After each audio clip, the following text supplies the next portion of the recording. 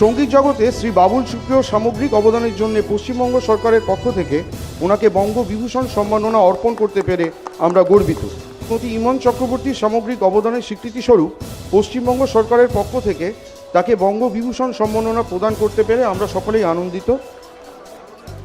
শ্রদ্ধেয় মুখ্যমন্ত্রী স্মারক এবং চেক ওনার হাতে তুলে দিচ্ছেন।